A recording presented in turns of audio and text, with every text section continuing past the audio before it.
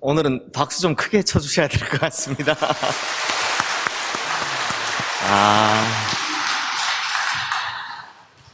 유혜원, 유준호, 신성경, 신선진, 신선우. 선우 키가 못 본 사이에 엄청 컸네요. 황지민, 황지우, 황도영. 네, 다 성은 다르지만 엄마 성은 다 똑같습니다. 장씨죠. 네. 장동, 희화호, 네, 집사님의 자녀들. 이 아이들을 뭐로 축복할까 생각하는데, 정말 이 아이들이 빛나는 인생을 살았으면 좋겠습니다. 특별히 재능들이 많으니까, 그 재능들을 마음껏 펼칠 수 있도록 삶의 장들이 열리고, 그래서 정말 하늘의 별처럼 빛나는, 영원토록 빛나는 인생 살게 되기를 주님의 이름으로 축복합니다. 성도님들, 서로 간에 이치가 맞지 않고 서로 상반될 때 서로 상자에 찌를 충자를 써서 상충이라고 합니다. 서로를 향해 찌른다, 이런 뜻이죠.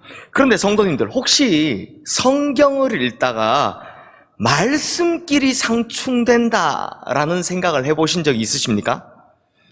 아니, 목사님, 완벽한 하나님 말씀 두고 이 무슨 이단 같은 소리입니까? 라고 반문하실 수 있으시겠지만, 사실 성경에서는요, 말씀끼리 상충되는 부분을 발견할 수 있습니다. 특히 후회라는 단어가 하나님께 사용될 때 분명히 상충되는 부분들을 발견할 수 있습니다. 먼저 민수기 23장 19절 말씀을 보면, 하나님은 사람이 아니시니 거짓말을 하지 않으시고 인생이 아니시니 후회가 없으시도다. 어찌 그 말씀하신 바를 행하지 않으시며 하신 말씀을 실행하지 않으시랴 라고 하나님께서는 절대로 후회하지 않으신다 라고 합니다. 반면에 사무엘상 15장 11절 말씀에 보면 하나님께서 사무엘에게 말씀하시기를, 내가 사울을 왕으로 세운 것을 후회하노니 그가 돌이켜서 나를 따르지 아니하며 내 명령을 행하지 아니하였음이니라 라고 하나님께서는 후회를 하신 분으로 나옵니다. 그렇다면 성도님들, 우리 하나님께서는 후회를 하시는 분이실까요? 아니면 절대로 후회를 하지 않으신 분이실까요? 무엇이 맞는 걸까요? 뭐가 맞을까요? 성도님들, 우리가, 즉 인간이 후회라는 것을 할 때 보면 대부분 그때 그렇게 할 걸, 혹은 그때 그렇게 하지 말 걸이라는 잘못에 대한 반성이나 그로 인한 아쉬움을 표현하는 것이죠.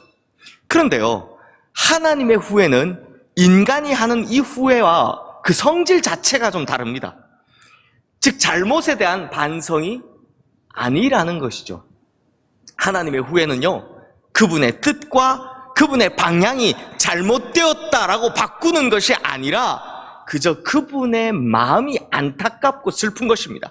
왜냐하면 이 후회라는 단어가 히브리어로 나함인데요, 그러니까 성경 원어에 나함이라고 써 있는데요, 이것은 후회하다라는 뜻도 있지만 사실은 감정이 슬플 때에 위로하는 것을 뜻하는 단어이기도 하기 때문입니다. 그런데요, 실제로 구약 성경에서 나함이라는 단어는 후회하다보다는 슬픔을 위로하다라는 뜻이 훨씬 더 많이 쓰였습니다. 후회하다라는 의미로는 약 40번 정도 쓰였다면, 슬픔을 위로하다라는 의미로는 60번 이상 쓰였기 때문입니다. 그래서 어떤 언어학자가 말하기를, 이 후회의 뜻을 하나님께서 섭섭해 하시는 것, 혹은 하나님께서 애석하거나 안타깝게 여기시는 것이라고 해석을 하더라고요. 그러므로 하나님의 후회는 인간이 하는 후회와는 그 성질 자체가 다른 것이죠. 정확히 정리를 하자면 하나님께서는 방향성이 잘못되었다고 그것을 수정하시거나 반성하시는 의미에서의 후회가 아니라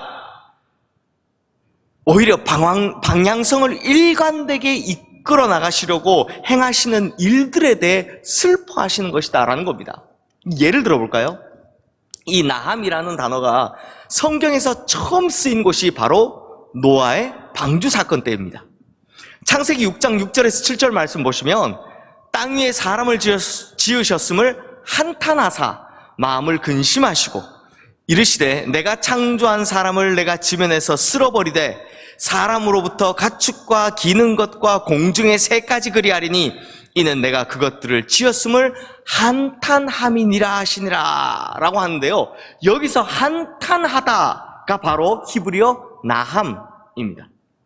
그런데 성도님들, 하나님께서 사람을 지으셨음을 후회하셔서 그 방향성을 바꾸셨다면 굳이 노아를 살려놓으실 필요가 있으셨겠습니까? 없죠. 만약 하나님께서 인간을 창조하신 방향성에 대해서 후회를 하셨더라면, 그래서 인간 창조가 잘못되었구나 라고 생각하셨더라면 아예 인간을 싹 쓸어 죽여버리셔야 맞는 것입니다. 그러나 하나님의 방향성은 변하지 않았습니다. 인간에 대한 기대를 여전히 멈추지 않았다는 것입니다. 그래서 하나님께서는 노아를 통해 다시 시작하셨던 것입니다. 그래서 노아가 방주에서 나왔을 때 하나님께서는 첫사람인 이 아담에게 하셨던 것과 같은 똑같은 축복, 생육하고 번성하고 땅에 충만하라 라고 축복하시는 것을 볼 수 있다라는 거죠. 다만 하나님께서는 이 큰 재앙을 통해 인간을 징계하시는 것에 대한 슬픔이 있으셨던 것입니다. 그래서 한탄이라는 말 뒤에 나오는 마음에 근심하시고에서 이 근심이란 말은요, 히브리어로 아차브인데 이 아차브가 바로 몹시 슬퍼하는 것을 뜻합니다. 굉장히 슬퍼하는 것을 뜻합니다. 이게 어느 정도로 큰 슬픔을 말하는 것인가 하면 그냥 감정적인 슬픔만이 아니라요, 신체적으로, 육체적으로 진짜 가슴이 찢어지는 듯한 아픔을 느끼는 것이라고 합니다. 그러므로 하나님의 후회라는 것은 이렇게 하나님께서요, 하나님의 방향성대로 이끌어 가시다 보니 어쩔 수 없이 가슴 아픈 일을 겪으실 때 그 슬픔을 표현하는 것이다 라고 할 수 있는 거죠. 또 앞서 우리가 본 것처럼 하나님께서는 사울을 왕으로 세우신 것을 후회하셨습니다.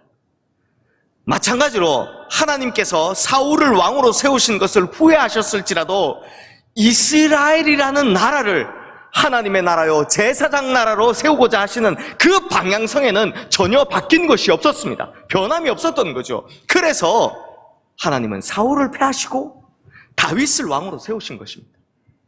즉 이스라엘을 하나님께서 바라시는 제사장 나라가 되게 하려면 이렇게 하실 수밖에 없었다는 거죠. 다만 사울을 버려야 하셨던 것, 이것이 너무나도 슬펐다라는 것입니다. 그런데 성도님들, 성경을 보면 하나님께서 절대로 후회하지 않으시는 것이 하나 있습니다. 이것만큼은요, 무슨 일이 있어도 절대로 후회하거나 물리지 않으십니다. 그게 뭔지 아십니까? 바로 우리를 불러주시고 구원의 은혜를 베풀어 주신 것입니다. 이것에만큼은 절대로 후회하지 않으십니다. 그래서 성경의 어떤 구절, 어떤 부분을 봐도 이 구원과 부르심에 대해서만큼은 단 한 번도 절대로 하나님께서 후회하심을 보이지 않으십니다. 왜냐? 하나님께서 하시는 모든 사역의 방향성의 최종적인 결론, 하나님께서 이끌어가시는 모든 역사의 궁극적인 방향은 바로 우리를 구원하시는 것이기 때문입니다. 그래서 오늘 본문에서도 분명히 말씀하고 있죠. 하나님의 은사와 부르심에는, 자막 띄워주세요. 하나님의 은사와 부르심에는 후회하심이 없느니라. 우리 성도님들 카리스마라는 말씀 아시죠? 카리스마라는 말을 잘 아시죠? 카리스마 하면 어떤 거 떠오르십니까? 칼이스마입니까? 네. 막 카리스마라고 하면 막 과묵하고 막 인상 팍 쓰고 무게감 있고 막 이런 거 떠오르시죠? 카리스마. 그런데요, 이 카리스마는 성경 단어입니다. 원래요. 바로 오늘 본문에 나오는 은사라는 말이 헬라어로 카리스마입니다. 그런데 여기서 은사라고 하니까 이게 은사를 뭐 예언이나 뭐 통변이나 방언이나 뭐 신유 등등 흔히 우리가 은사라고 부르는 이런 종류의 것들로 생각을 하시는데요. 카리스마라는 것을 정확히 말씀드리면 인상 팍 쓰고 있는 것도 아니고요. 막 이 방언하고 통변하고 뭐 이런 은사도 아니고요. 카리스마는 하나님께서 값없이 주신 선물이란 뜻입니다. 카리스마가 무슨 뜻이라고요? 하나님께서 값없이 주신 선물. 그러므로 여기서 은사는 하나님께서 값없이 주신 선물, 즉 은혜의 선물, 구원의 선물을 뜻하는 것이죠. 게다가 부르심은 헬라어로 클레시스인데요. 이것은 바로 구원을 위한 부르심 혹은 소명을 뜻하는 것입니다. 그래서 공동번역 성경에서 이 구절을 보면 하느님께서 한 번 주신 선물이나 선택의 은총은 다시 거두어 가시지 않습니다 라고 번역했습니다. 또 여기서 이 본문에서 후회하심이 없다라는 말씀을요, 다른 말로 번역하면 절대로 폐지할 수 없다 이런 뜻입니다. 그래서 새번역 성경에서는 이 구절을 하나님께서 주시는 고마운 선물과 부르심은 철회되지 않습니다 라고 번역을 해놓았습니다. 그러니 이 말씀이 얼마나 감격스러운 말씀입니까? 하나님께서 우리를 구원하시는 것에 있어서만큼은 무슨 일이 있어도 절대로 후회하지 않으신다라는 것이고, 그래서 우리를 구원하심과 부르심은 무슨 일이 있어도 어떤 경우에도 절대로 철회될 수 없고 철회하지도 않으신다라는 것입니다. 왜요? 그것이 하나님께서 하시는 모든 역사와 사역의 최종적인 방향이기 때문입니다. 쉬운 말로 하면요, 하나님께서 가장 원하시는 것, 하나님께서 제일 바라시는 것, 즉 하나님의 유일한 소망이 바로 우리를 구원하시는 것이다라는 겁니다. 그래서 오늘 본문 이 한 구절은요, 믿음이 약해서 흔들리던 성도에게는 믿음의 뿌리를 강하게 해주었고, 또 의심에 휘말리던 성도에게는 확신을 주었고, 또 시험에 빠져있던 성도에게는 정말 깊이 빠져있는 물속에서 구원의 줄을 잡은 것 같은 그런 평안과 안정을 주었습니다. 또한 방종으로 제 마음대로 살아가던 성도들로 하여금 하나님의 크신 은혜를 깨닫게 해서 주님께로 그 인생의 걸음을 돌이키는 역사를 일으키기도 했었습니다. 마찬가지로 오늘 이 말씀을 듣고 깨닫는 우리 성도님들에게도 이러한 놀라운 역사가 일어나기를 주님의 이름으로 축원합니다.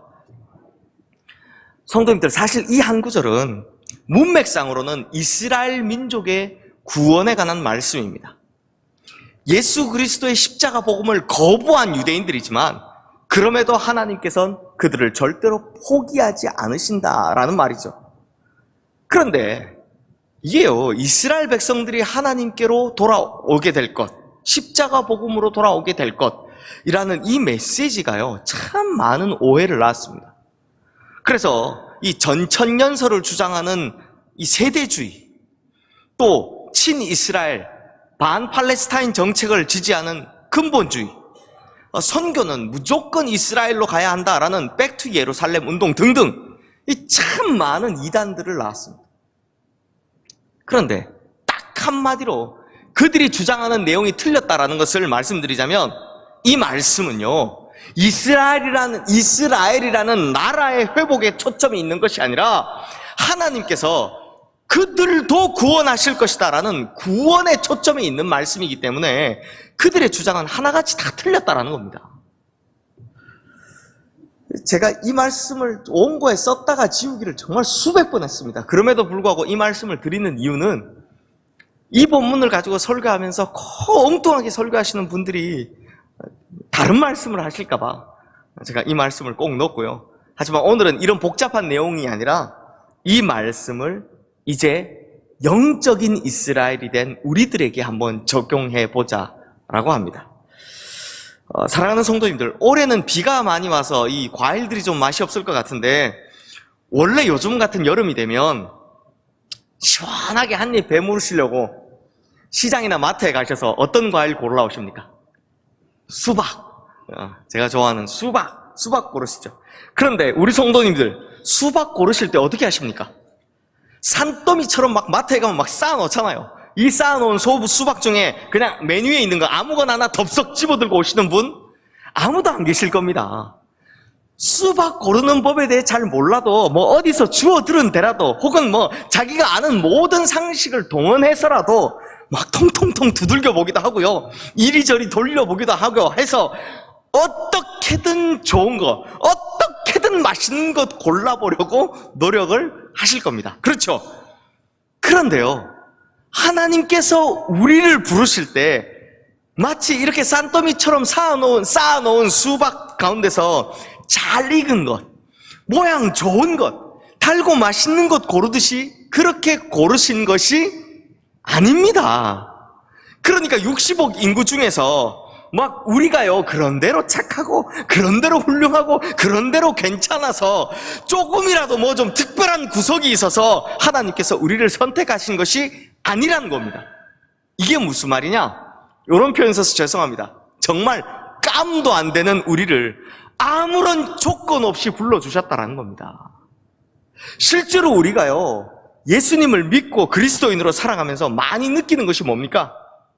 참 아무리 노력해도 내가 참 부족하고 미련하고 완악하구나 하는 사실입니다.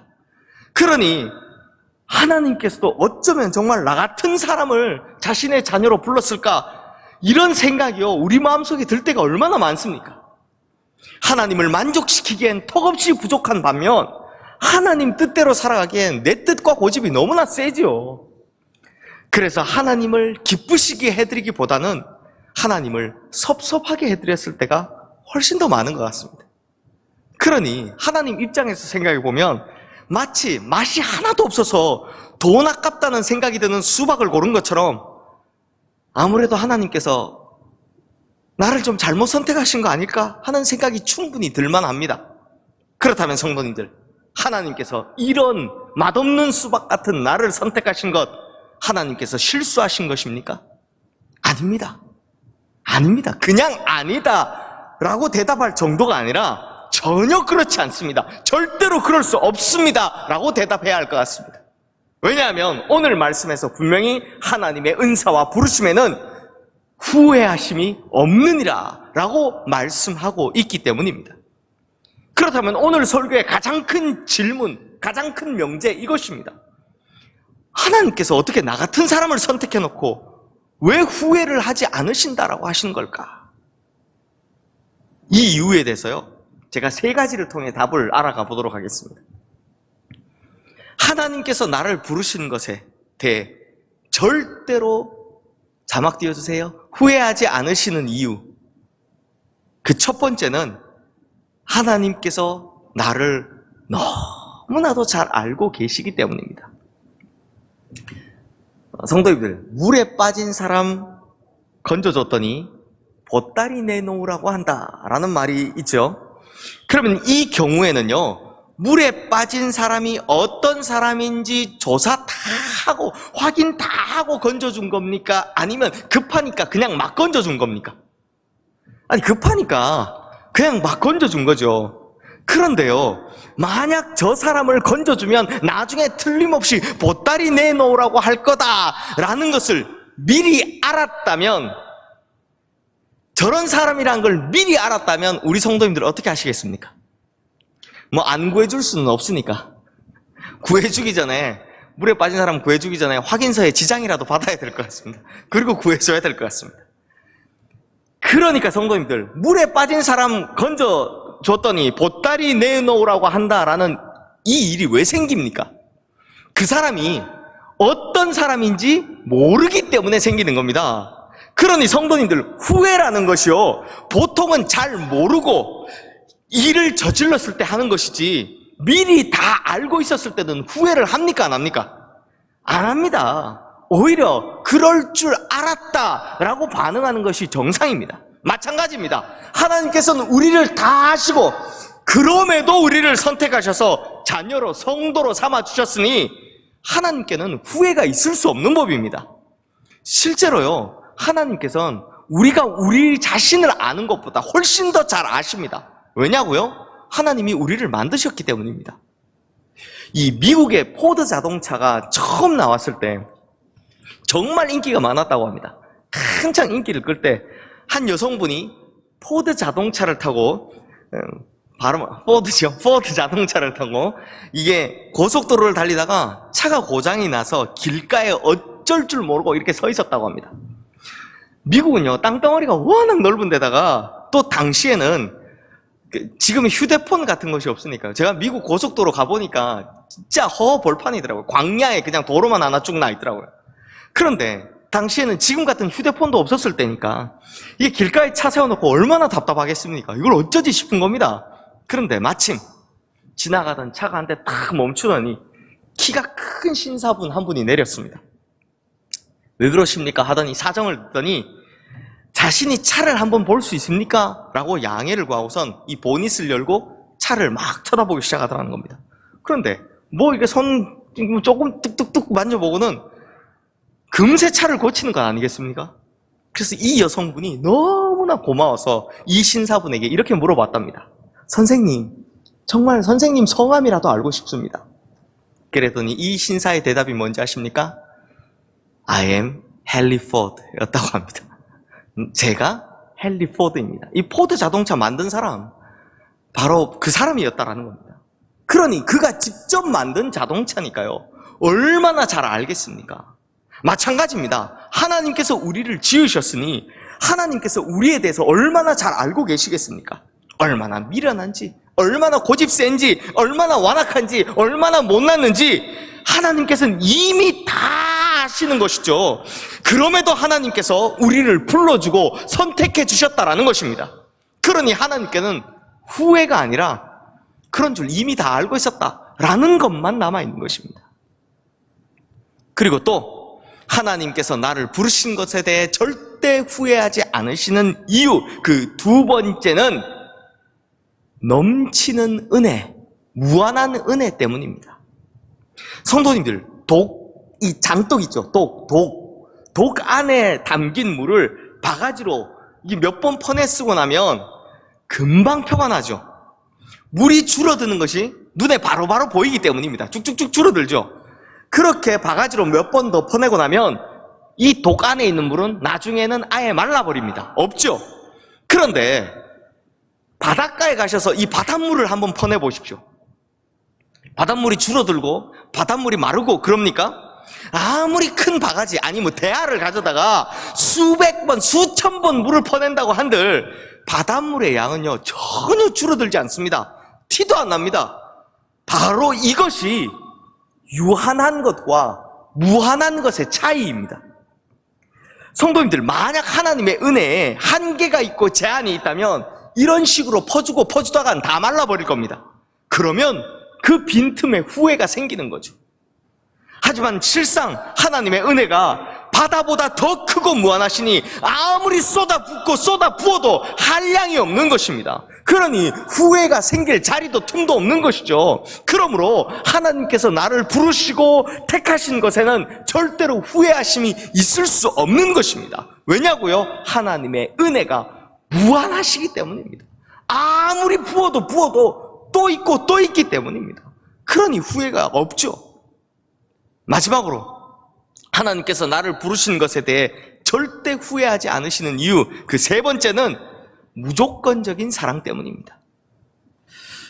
성도님들, 부모가 자기 자식 사랑하는데 외모나 능력이나 재산이나 뭐 재산의 많고 적음이나 도덕성 같은 것들, 이런 것들 따지는 거 본 적 있으십니까?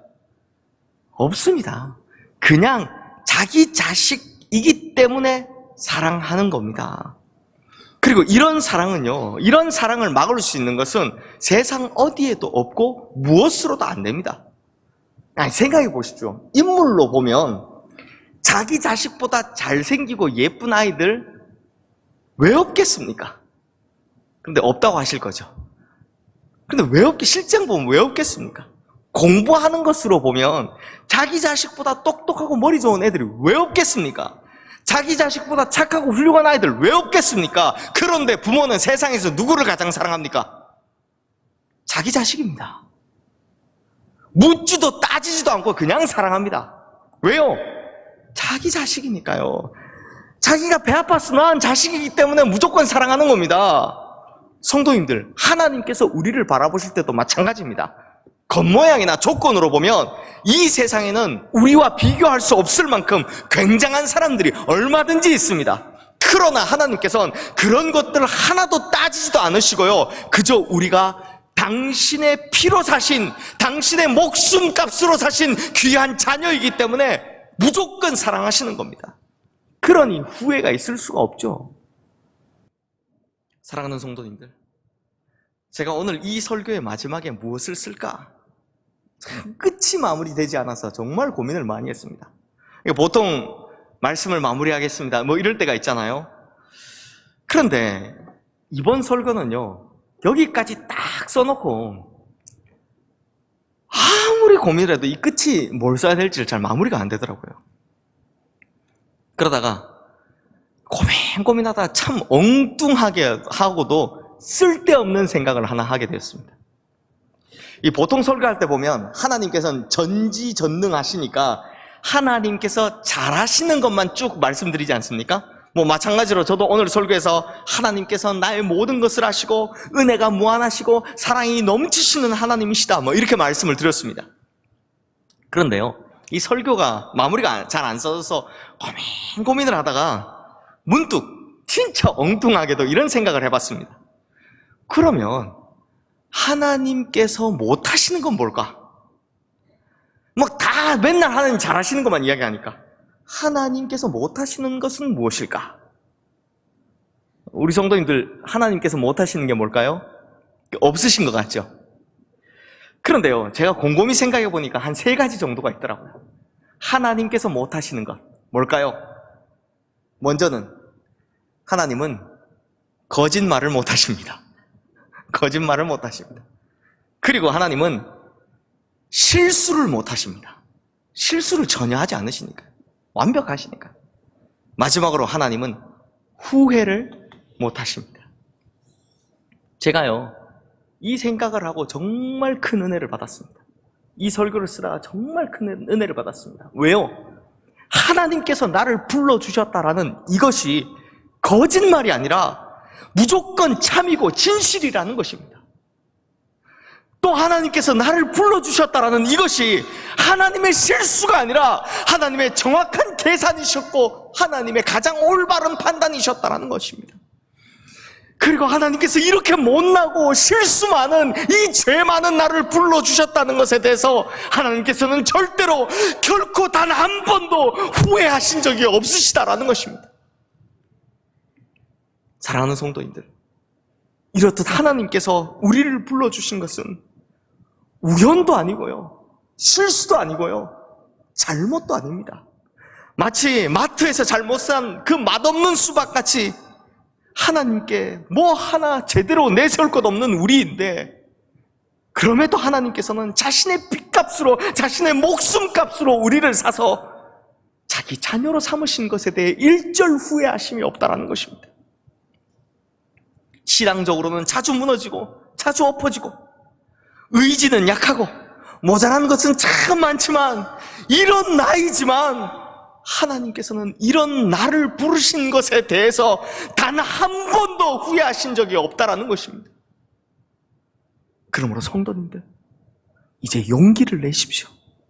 그러므로 우리 성도님들, 이 진리의 말씀, 이 깨달음을 확실히 자기 것으로 품으셔서 믿음이 약하여 흔들리던 성도님들은 강하고 담대함을, 의심에 휘말리던 성도님들은 믿음의 확신을, 시험에 빠져있던 성도님들은 위로와 평안을 얻게 되시기를 주님의 이름으로 축원합니다.